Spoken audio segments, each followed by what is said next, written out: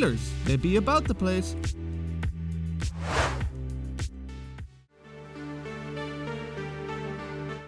After the massive success that was the 1980s Friday the 13th, it was inevitable that the studio would want to produce a sequel. But what would that sequel be like? After all, the first film had cut the head clear off its villain and wrapped up the story by the end of it. With a title like Friday the 13th, they could have easily created an anthology series setting it in a different location and with a different killer each time. Which, according to the ever-reliable and trustworthy Wikipedia, that was the case, until they got cold feet and wanted to go with something more familiar. So instead they decided to basically make the same film again, but this time using the child of the previous film's killer as the bad lad. Yes, that zombie-looking kid that jumped out of the lake at the end of the last film in a possible dream sequence is our villain this time. But this time he's not a kid, as they are going to age him up and stick a mask on him while failing spectacularly at explaining how this lad is up and running about the place and not totally dushed at the bottom of the lake. But it turned out that going down this route allowed them to create one of the most iconic horror characters of all time. Although, as we are about to find out, they didn't quite succeed with that in part 2, as this isn't the Jason we know and love today. So, before you sit back, relax and horsh some food into you while we bust into this movie film, how about clicking that like button to help this video out? And sure, throw us a sub while you're at it if you haven't already. Now let's grab our potato sacks, machetes, and just like Jason in this film, we will stumble our way through Friday the 13th, part 2. The day you count on for terror is not over. Friday the 13th, part 2.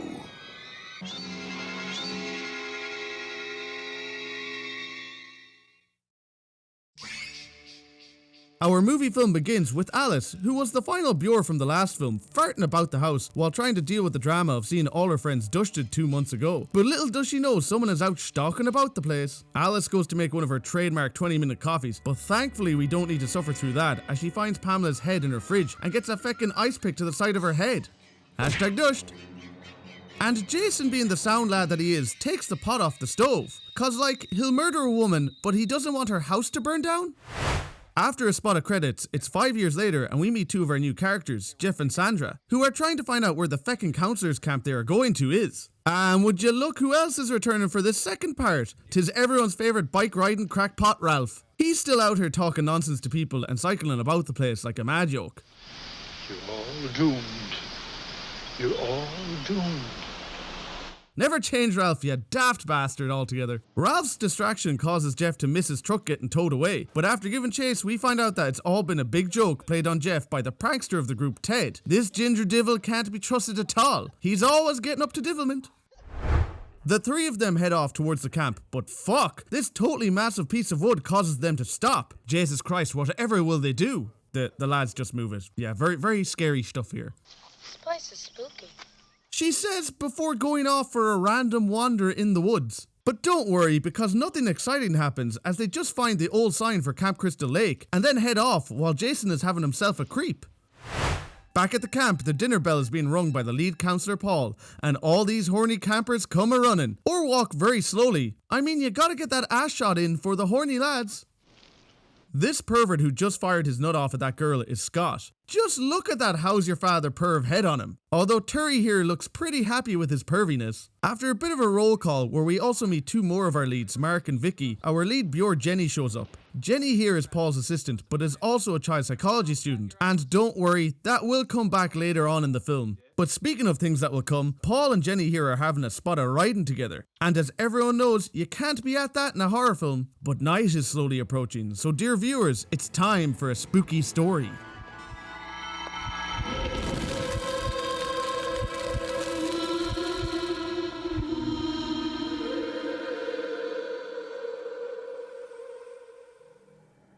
Paul submits the story of Jason for the approval of the Midnight Society.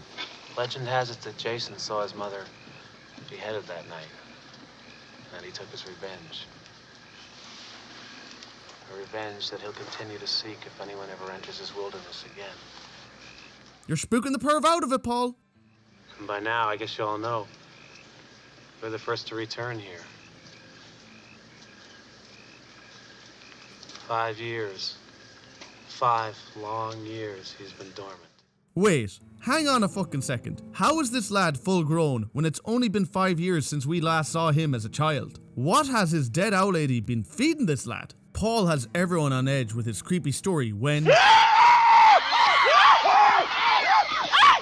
Don't worry, it's only that fecker Ted, but that lad should be more careful jumping up at people. That can lead to you getting bushed. Nah, probably. Later on that night, the counselors have this very awkward getting to know each other scene where they feck about in one of the cabins. But little do they know that someone is creeping about the place outside the windows. Jenny beats Paul in chess and then decides she's had enough, so she takes off and heads back to her bed. But feck, someone is now creeping outside her house. Ah sure, it's only Paul who's come looking for a spot of riding. And wouldn't you know it, that perv Ralph is also creeping about the place, spying on people. But then he ends up #dushed. I don't know how he feckin' didn't see Jason behind that tree, because the man is the size of a fucking house. You can't miss him. The next day, the camp training begins, and it seems to be a lot like military training, just running about the place and hiking through the woods. Jenny's spidey sense starts to tingle, but it doesn't seem to help her see a lad right in front of her. Oh, well, this poor doggy can clearly see him. Oh god, you know well the poor thing is going to end up dushed. Although her totally crap owner Terry does go looking for her later on. Muffin? Why yes, your dog has turned into a giant of a man who you are just staring at. Again, this lad is the size of a fucking house. He must be unreal at hiding in bushes. Later, while everyone else is enjoying a nice day out on the lake, Sandra is fucking mad to go see Camp Crystal Lake. So she drags her poor boyfriend Jeff there. And what ends up happening to the pair of them? That's right, they get busted by the cops. Wait, what? That's not meant to happen. This is a Friday the 13th movie. They're supposed to be dusted by Jason, not get arrested. Well, the sheriff tells Paul he's a daft ass for having his camp so close to Crystal Lake and to not let his horny counselors go over there. But Paul couldn't give one shit about what this cop thinks, which clearly pisses off the sheriff, as when he goes to leave the camp, he sees a lad running through the woods and decides to just randomly chase the guy. Like, that could have been anyone just out for a stroll in the woods, and this cop is like, "Here, stop lad, come back till I bushed you." And just like everything in these films, this chase goes on for ages, with nothing happening, except showing us how out of shape this cop is. You gotta pad out that runtime. He does come across these shacks in the middle of the woods. Jesus, Jason will get some serious money for that in Dublin.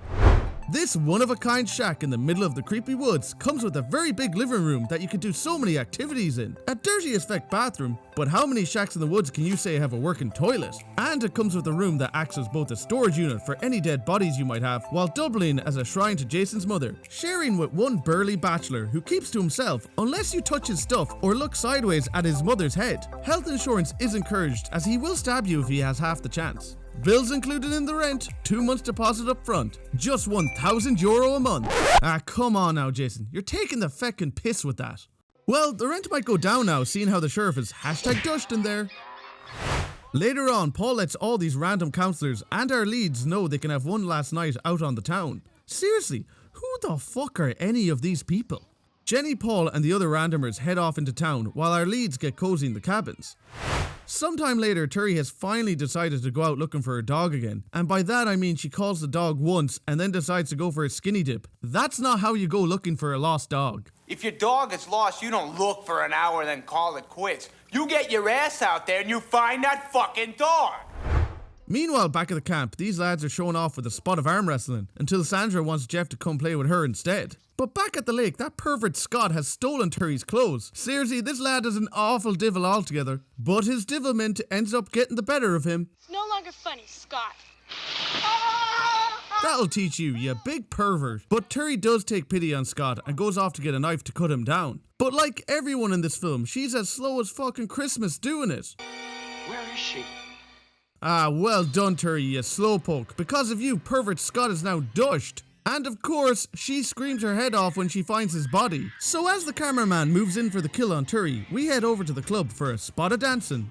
Jenny, Paul, and Ted are getting steamboats and are like, here, I wonder is that Jason lad real? What if there is a Jason?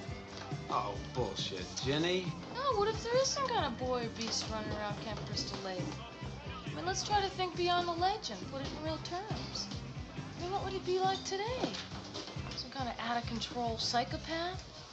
A frightened retard? child trapped in a man's body?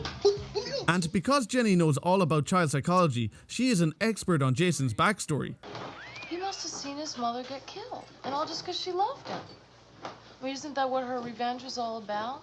Her sense of loss? Her rage at what she thought happened? Her love for him? Bizarre, isn't it? No, what's bizarre is just you knowing everything about the lad's life. Jason's a legend, Jimmy. That's right, he's an absolute fucking legend because he's back at the camp getting ready to kill more of these daft asses. Speaking of ass, Sandra wants to get her some, so she takes Jeff off upstairs while Vicky puts the moves on Mark by shifting the face off him. A bit later, Vicky goes off to her cabin to slip into something more comfortable. I mean, it's probably cold out there, so she really does need that sweater. She also takes this time to freshen up her vagina. Meanwhile, Mark is busy waiting to have himself a spotteriden, but he ends up with a horrible #dushed. It's a bit overkill, but that's what makes it so good. Jason then sneaks in and grabs the spear Ted had earlier. Surely that isn't real, cause what the fuck is that lad playing at if it is?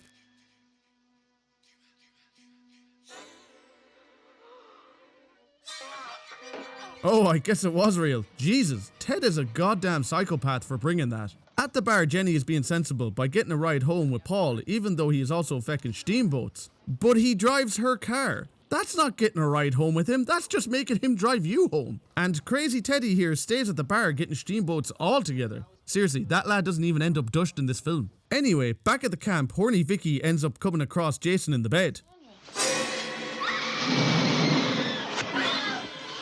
Yes, this is the first ever appearance of Jason Voorhees. No hockey mask at all, just a feckin' potato sack on his head. That he's only managed to cut one eye hole out of. Not exactly iconic, is it? Jason ends up sticking a very different long and pointy thing into Vicky than she was expecting to get that night. And then of course Paul and Jenny show up. They go inside and end up getting attacked by Sackboy. Jesus Christ lads, I've seen a better fight outside the chipper on a Saturday night. Jenny, being somewhat smart, decides to get the fuck out of there. Jason does give chase, but he can't catch her at all cause he's clumsy as fuck. Also, this chase goes on for an age. That is until Jenny finds a bed she can hide under. But then she gets spooked by a rat, which causes her to piss herself and reveal herself to Jason. A man with a sack on his head is chasing you around with a pitchfork and you haven't pissed yourself, but a rat causes you to piss yourself? I'd have pissed myself long ago. But in all honesty, I don't know who would be scared of this clumsy fuck. Jesus Christ, he's useless. Jenny goes all Texas Chainsaw Massacre on his ass before busting him with a wicked chair shot.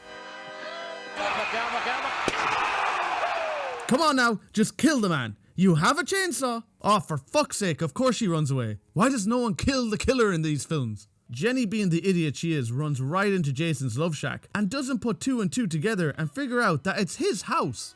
That is until she finds the shrine to his mother's head. But being the smarty pants she is, and knowing how children think, Jenny decides to put on Mrs. Voorhees' crusty old jumper and messes up her hair a bit. Jason barges in, but Jenny is pretending to be his mother, which confuses the fuck out of him.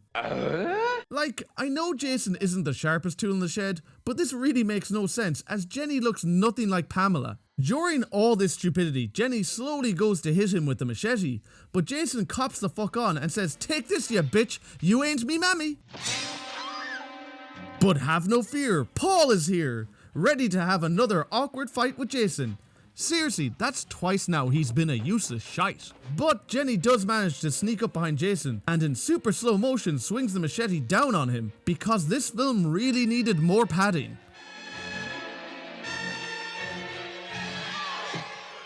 Aw, Jason took that like a champ, but he's #dushed.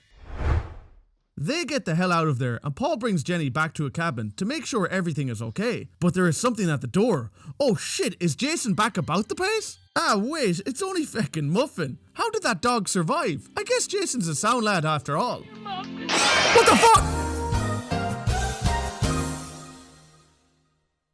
What a great cliffhanger ending on Jason coming through that window. Ah, I'm only joking, this is a Friday the 13th film, so of course they botch a perfect ending by having Jenny wake up and wonder what the fuck happened. Way to mess up the ending again, lads. And with that, the movie film is dushed. So let's get to the review.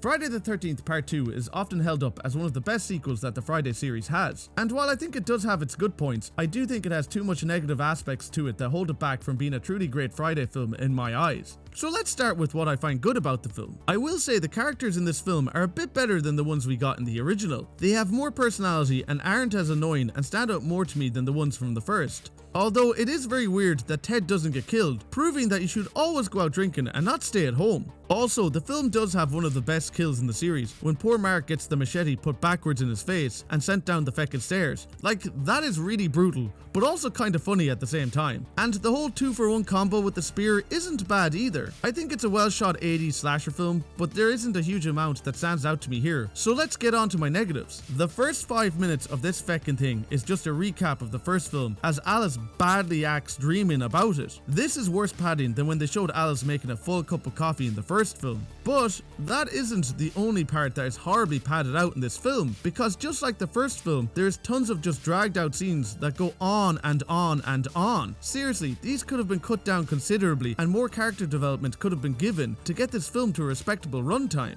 Now, while I think most of the characters have more personality than the original film's cast, one character I just didn't get behind is our final girl, Jenny. A lot of people seem to think that Jenny is one of the best final girls of all time, but I do not get that at all. She barely has any character development. We learn she's studying child psychology and has a thing going on with Paul, but other than that, she's just kind of used as an exposition dump. She also fecks off drinking for half the film, has a spot riding, and still manages to live. So I guess she is different from most final girls, but she just didn't stand out to me. And the whole sweater thing is just dumb as fuck. Like, I know Jason isn't the smartest lad, but this really is silly. He's just like, here, owl lady, is that you? Also, if he's dumb enough to think she's his mother, then how was he smart enough to track Alice down at the start and also prank call her? His intelligence is all over the place in this film.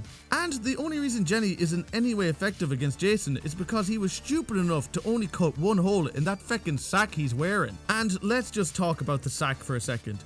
It's crap. Just plain and simple crap. It's very generic and a boring image, as other films and killers have used the same look. Thank God in the third one they finally get the look for him on point, which would become iconic. He just looks very goofy and not menacing at all, running around with a sack on his head. Although his design at the end isn't bad, but he does have better looks in other films. Also, the ending of the film just shows how clueless the filmmakers were, because they basically go with the same ending as the first. The ending of him coming through the window is when the film should end, not another feckin' dream sequence. And that's the biggest negative to the film. It's like you were just watching the same film all over again, but this time you know from the start who the killer is. There is no mystery or dread to the film at all. I honestly can't say this film is much of an improvement over the first. Like, yeah, it's probably a bit more fun and its characters are less boring, but the thing is still padded out too much and has very meh kills. But it is an introduction to a horror icon, if you don't count the scene at the end of the first, so I guess it gets points for that. If you're looking for a bit of fun and an okay way to spend 90 minutes,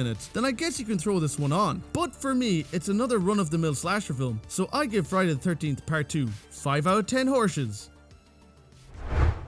That wraps up this review, but let me know in the comments down below what you think of Friday the 13th Part 2. Is it one of your favorite Friday films, or do you find it kind of meh like I do? Cheers for checking out the review, and if you haven't seen any of the others, hit the links on screen now, and I'll see you next time when we horsh into another movie film.